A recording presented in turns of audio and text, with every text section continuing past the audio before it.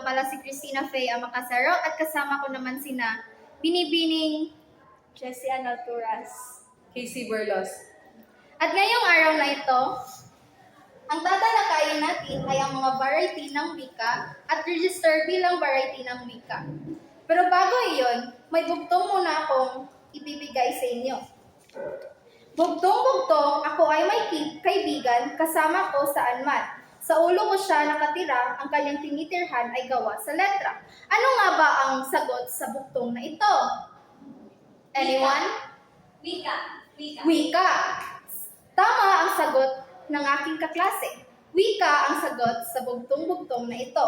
Sapagkat ang wika ay kasama natin araw-araw na para nating kaibigan upang makipagkomunikasyon sa ibang tao.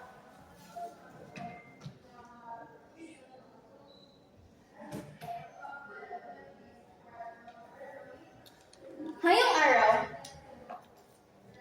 ang ating tatalakayin ay tungkol sa variety ng wika. Ano nga ba ang variety ng wika? Ang variety ng wika ay ito ay tumutukoy sa pagkakaiba o pagiging katangi-tangi ng uri ng wika ginagamit sa ibang bansa o sa ating bansa. Pagkakaiba sa bigkas, tono, uri at anyo ng salita. Alam naman nating lahat na tayo ay may different na estilo sa pamaraan ng paggamit ng ating wika o pagsasalita. Kaya naman, ito ang dahilan kung bakit may mga variety tayo ng wika. Register bilang variety ng wika. Ano nga ba ang register bilang variety ng wika? Ang isang salita o termino ay maaaring magkaroon ng iba't ibang kahulugan ayon sa larangan o disiplinang pinaggagamitan nito.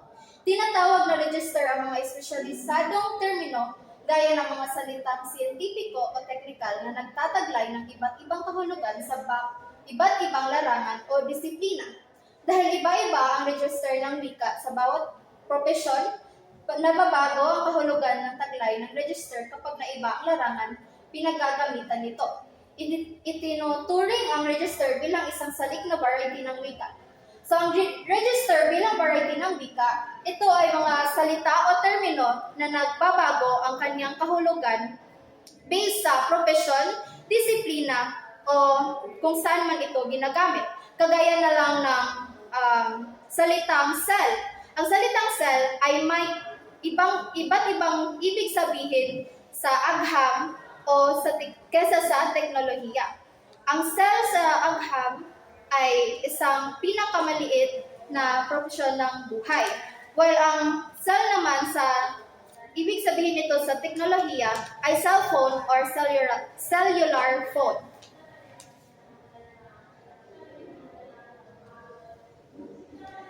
So sa dialect, ito naman ang tatalakayin ni Binibining Casey Berlos. Dialect. Ito ang variety ng wikang ginagamit sa isang pangkat mga tao mula sa isang partikular na lugar, tulad ng lalawigan, rehiyon at bayan. Ang variety ng wika nalilikha ng dimensyong geograpiko. Ito ang wikang ginagamit sa isang partikular na rehiyon, lalawigan o pook, malaki man o maliit. Sa iba't ibang lugar, may sariling version ng wika. Pwedeng magkakaiba ang tawag nila sa isang bagay depende kung saan sila nakatira. Halimbawa, sa Bicol, ang wala ay maaaring maging wara o mayo, depende sa lugar.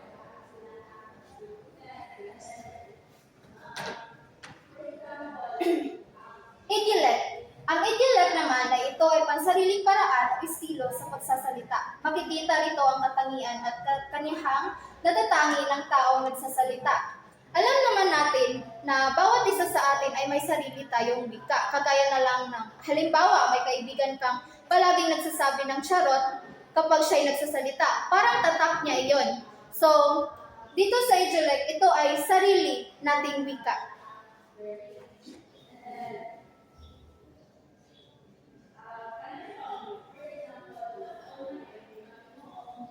Sociolect, na may ang tawag sa variety na bubuo batay sa dimensyong sosyal o nakabatay sa katayuan o antas panlipunan.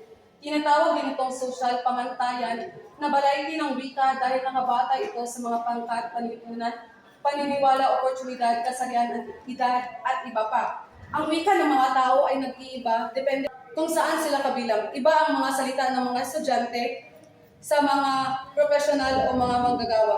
Halimbawa, mga Chichimon na gumagamit ng mga salitang tulad ng o, whose. Next is Ethnolek. Ito ang variety ng wika mula sa mga etnolinguistikong grupo. Ang salitang ito ay nagmula sa pinagsamang etniko at dialek. Taglay nito ang mga salitang nagiging bahagi ng pagkakakilanlan ng isang pangkat etniko. Sa bawat tribo pangkat ng mga tao, may mga salita silang ginagamit na hindi kumuhan sa ibang grupo. At ito ay nagsisilbi ng kanilang pagkakakilanlan. Halimbawa, ang mga Ibatan ay may salitang ginagamit na bakol para sa takip sa ulo. Ang susunod naman ay register. Ito ang variety ng wika kung saan ay aangkop ng isang nagsasalita ang uri ng wikang ginagamit niya sa sitwasyon at sa kausap. Nagagamit ng nagsasalita ang formal na tono ng pananalita kung ang kausap niya ay isang taong may mataas na katungkulan o kapangyarihan, nakatatanda o hindi niya masyadong kilala. Iba-iba ang kahulugan ng mga salita depende sa lugar na ginagamit mo ito. Iba ang kahulugan ng kapital sa eskwelahan kaysa sa negosyo. Halimbawa, ang salitang kapital sa negosyo ay nangangahulugang puhunan, pero sa heograpiya, ito ay punong lungsod o kabisera. Iba-ibang tawag sa mga taong binibigyan ng serbisyo depende sa trabaho. Halimbawa, guro, estudyante, doktor, pasyente, at pari, parokyano. Susunod naman ay pidgin. Ito ay umusbong na bagong wika na tinatawag sa Ingles na nobody's native language o katutubong wikang di pag-aari inuman. Ito ay bunga ng pag-uusap ng dalawang taong parehong may magkaibang unang wika kaya di magkaintindihan dahil hindi nila alam ang wika ng isa't isa kaya magkakaroon sila ng makeshift language.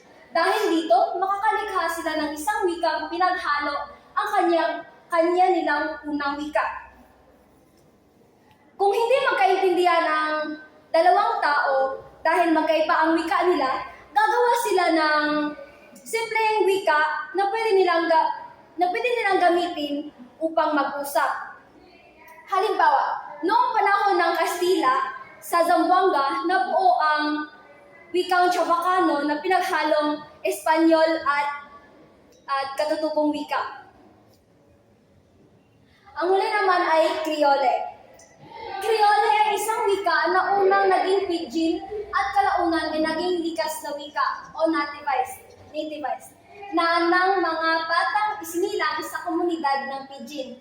Nagamit ito sa mahabang panahon hanggang sa magkaroon ng pattern o tuntuning sinusunod na ng karamihan. Kapag ang isang pidgin ay ginagamit ng matagal na panahon at itinuro sa mga bata, ito ay magiging isang tunay na wika. Halimbawa, ang Chavacano sa Zamboanga ay naging isang natural na wika ng ilang mga tao doon.